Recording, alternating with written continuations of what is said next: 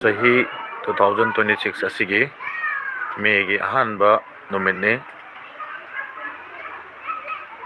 Manipurgi amadi India gi khatanatana malemgi lepak pumbada malemgi sinmi singi numit International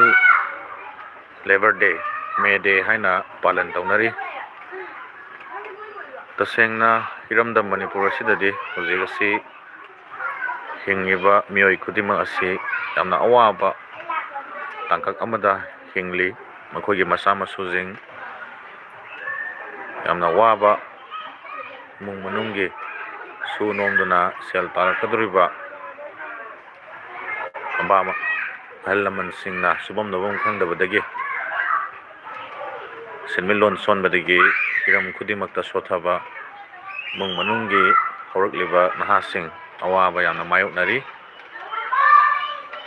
yamna nungaite sinmisingi hakkidamakta sinmisingi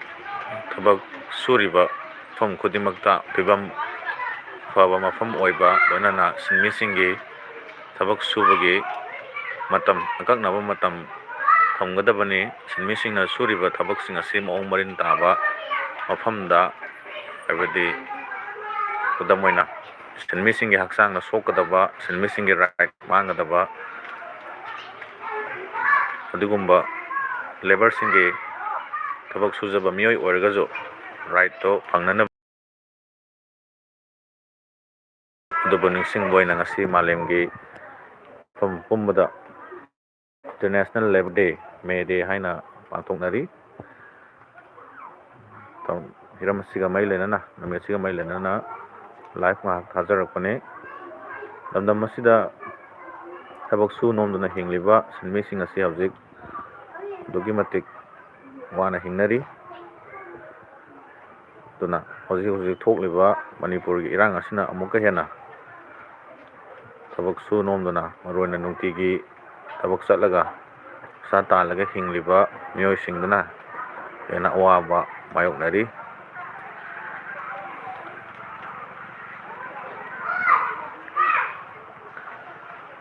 duna khoi isana suriba sinfam adugi tabak adu ikaiba tawdana koina tawriba tabak sina leipak sida hinminariba khunai sida hinminariba miyamgi kanagaduribani sauthokna isana tawriba sinfam aduda isagi tawriba sinfam adu ikai kumnaraga isana tawriba tabak singasi ngasi International Labor Day May Day 2026 ki numit asidagidi koi isana tawriba sinfam singasibu kai kumnabaga loinana miyamgi damakta kanaba tabak thoram oigadoribani khalaga asidagi mayam punna su nombagi tabakta silau thinadana isana tawriba sinfam asida pungning changna suminaraga loinana leiriba laingak nasu lamdam asida leiriba sinmisingi awaba kudongsadaba thengnariba sing matamgi oina anau thaurang sing sembiraga lamdam asida chakhatpa porakaduriba hiram khudimakpu sem sabada thodang logduriba sinmising worker singi damakta khanbiraga anauba thauramsing sinbiduna yaifaba romda pukalaknaba honaba orasino haiba mafam asi thamjaraga ngasigi 2026 ki May gi tarik ama International Labor Day May Day gi numit ka mari leinana live basing hak thajarakpani dona lamdam sida leiriba ichulanaw kwai kibek tabak su nomdana hingliba kwai kibek na ngasidagi kana su nomdana isana pairiba sinfam singda mai pakna ana yek yaudana punsi nungsangna kumang sausen ba oiminar sebo kumasi haijaraga ngasigi live matek asi